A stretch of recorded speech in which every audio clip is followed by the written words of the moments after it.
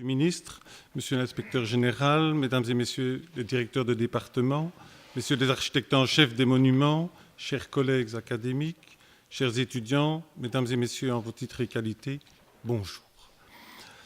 À la poursuite de l'équilibre est bien le thème de ce troisième colloque. En effet, il n'était pas possible de mieux introduire de façon réductrice, mais combien porteuse, puis-je le dire, les problématiques structurales de ce cœur de la cathédrale de Tournai, patrimoine majeur de notre région, patrimoine mondial de l'UNESCO. Dans l'histoire de l'architecture, la période gothique témoigne incontestablement d'une volonté de s'élever vers le ciel, de prendre le maximum de lumière et par conséquent de réduire les maçonneries portantes au minimum en atteignant des élancements impressionnants. Entre l'architecture romane, beaucoup plus massive, solide, robuste, et Saint-Denis au nord de Paris, considérée comme l'une des premières cathédrales gothiques en France, la transition est lente. De façon à contrebuter ces maçonneries qui s'élèvent de plus en plus haut vers le ciel, déjà l'architecture romane voit apparaître des éléments neufs du point de vue constructif.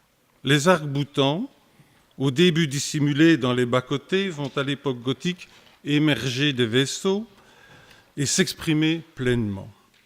Les maçonneries s'évident, ces structures deviennent de véritables dentelles de pierre. Les multiples travaux de recherche menés permettent également de comprendre que le fer utilisé dans les chaînages, barlotières et autres organes est utilisé pour tenter de stabiliser au mieux ces ouvrages impressionnants. Tous ces vaisseaux rivalisent en hauteur. Sens, Saint-Denis, Laon, Paris, Chartres, Reims, Amiens et enfin Beauvais en témoignent par leur splendeur. Un équilibre subtil et délicat convoque les meilleurs maîtres maçons au pied des murs. J'ai placé ici sur ce transparent 23 cathédrales gothiques, en tout cas repérées comme telles depuis les origines, Sens ou Saint-Denis, jusqu'à Beauvais. Donc on n'avait pas les dates, mais c'est assez chronologiquement intéressant. Et les hauteurs sous nef, mesurées approximativement, je n'ai pas été fait à les relever, ce sont des valeurs trouvées dans la littérature et qui sont parfois différenciées.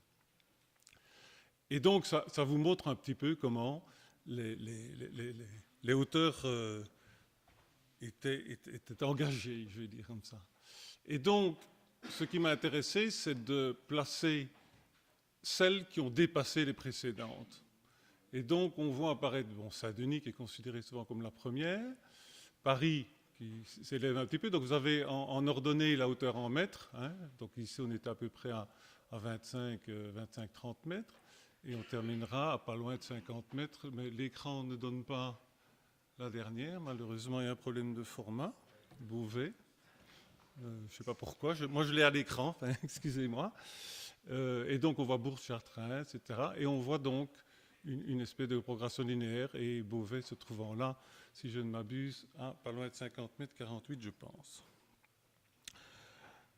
Comment choisir les pierres les plus pertinentes? Comment les orienter? Comment les contrebuter? Fallait-il appareiller de telle ou telle façon? Tracer des arcs brisés, choisir la courbure des voûtes d'ogive, prévoir des blocages des parties les unes contre les autres, autant de paramètres évalués, appréciés et critiqués lors des restaurations successives au cours des siècles suivant l'édification. Viollet-le-Duc, entre autres, s'en inquiète assurément depuis toujours. Avec une réflexion très intéressante, dans son traité de l'architecture raisonnée, il s'interroge déjà sur la non-liaison des voûtes aux arcs doubleaux pour donner plus de souplesse à la structure. Aujourd'hui, le cœur gothique de ce chef-d'œuvre, qui est le cœur de Tournai, de la cathédrale de Tournai, nous amène de nouveau à tous ces questionnements concernant cet équilibre si fragile. Nous venons d'aborder rapidement quelques réflexions très générales sur les superstructures. Il est clair que s'y intéresser ne peut s'effectuer qu'en tenant compte des infrastructures et entre autres de la nature du sol d'assise, des fondations et du sous-sol existant. Les travaux de renforcement du sol de la tour Brunet de la cathédrale de Tournai il y a quelques années en sont aussi un témoignage. Oui, excusez-moi, je n'avais pas passé le dernier. Je n'avais pas positionné Tournai, qui est donc qui est dépassé en hauteur seulement par quatre autres cathédrales, du moins dans cette région-là. Ce n'est pas un inventaire exhaustif, bien sûr, mais on peut signaler que c'est la nef la plus large des 23 que j'ai inventoriées, avec ses 12,60 m, si je ne m'abuse. Et voilà où je voulais en venir. Donc ceci, c'est un travail de fin d'études qui a été fait en 2001-2002 et qui reprend, vous voyez le profil en blanc, le profil au sol, pardon, le plan enfin, de la cathédrale, orienté vers le nord, et vous avez une vue avec les différentes couches du niveau supérieur du calcaire, et en rouge, plus c'est rouge foncé, plus c'est le calcaire est haut, le banc calcaire est haut, et plus c'est vert, voire bleu, hein, pour descendre. Et on voit d'ailleurs à la tour Brunet ici une cavalcade, vraiment un ancien karst. Et on en voit quand même dans le chœur, là-bas, vous voyez les zones en bleu qui montrent que le sous-sol est quand même loin d'être homogène. Et entre autres, la tour Brunet qui se trouvait sur un banc calcaire très costaud et sur des terrains beaucoup moins résistants, ce qui a engendré son renforcement. La superstructure et l'infrastructure doivent donc impérativement être étudiées, comprises et valorisées comme témoins de l'histoire. Et qu'en est-il de ces charpentes, supports de couverture dont les pentes très marquées les rendent plus sensibles au vent qu'au poids de la neige? Toutes ces constructions érigées par la main de l'homme dans la lignée directe de leurs aînés, sans l'aide d'aucune théorie mécanique, convoquent un immense respect.